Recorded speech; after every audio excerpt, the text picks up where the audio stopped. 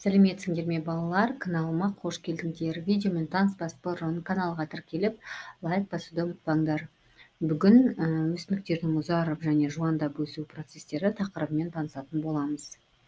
Өсу бұл өсімдіктің жаңа мүшелерінің пайда болуы және көлемінің ұлғаюымен болатын процесс.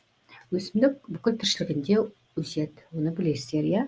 Онысымен қатар ол жануарлардан ерекше белгілерімен ерекшеленеді.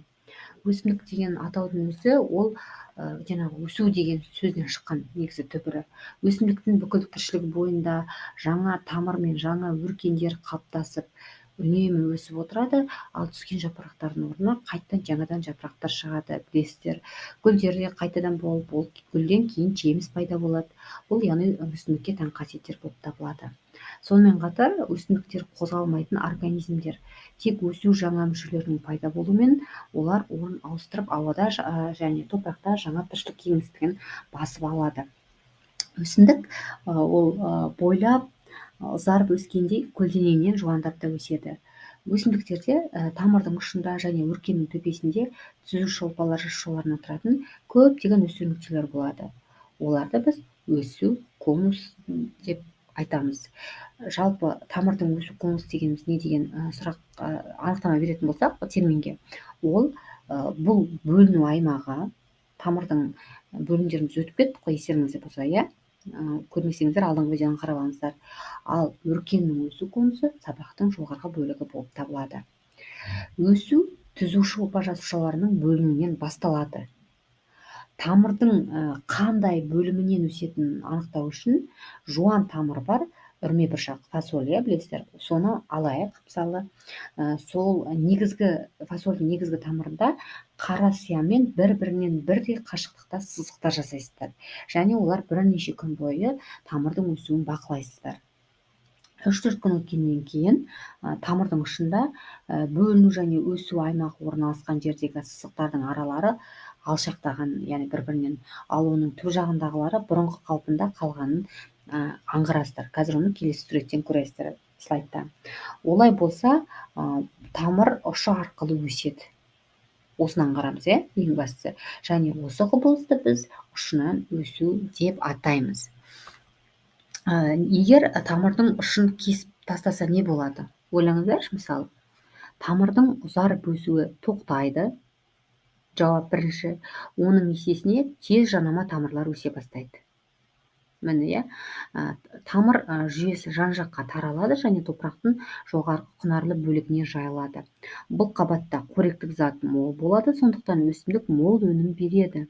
Тамырдың бұл қасиетін ауыл шаруашылығында кіндік тамыр жүйесі бар орамжапырақ, қызанақ көшеттерін өсіруде көптеп қолданады. Өсімдіктің негізгі тамырын шырпу оның ұзарып өсуін тоқтатады және жанама тамырлардың өсуіне жағдай жасайды. Өсімдіктің топырақтағы қоректену аумағы үлкейеді. Мына 219 суретке қараңыздар, осы жерде. Бұл тәсіл сирету деп аталады. Яғни өсімдіктің көшеттерін ашық топыраққа қайта отырғызу кезінде тамырдың ұшын шырпу немесе алу деп атаймыз. Өркеннің жоғарғы жағындағы төбе бүршігі орналасады. Оның ұшын өсу конусы деп атаймыз. Ол түзу шолпадан тұрады. Жасушаның бөлінуі және онда түзілген жаңа жасушалардың өсуінің нәтижесінде өркен биіктеп өседі. Өркендердің төбесімен өсетінін білген соң, олардың өсуі және дамуын реттеуге болады. Бағбандар өркендерді қиып, ағаштар мен бұталарға әдемі пішіндер береді.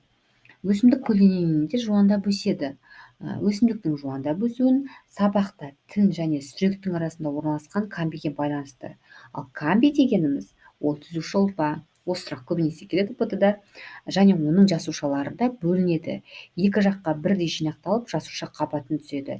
Түзілген жасушалардың бір бөлігі тіннің жаңа жасушасы болса, ал басқасы басым бөлігі сүректің жаңа жасушасы болады.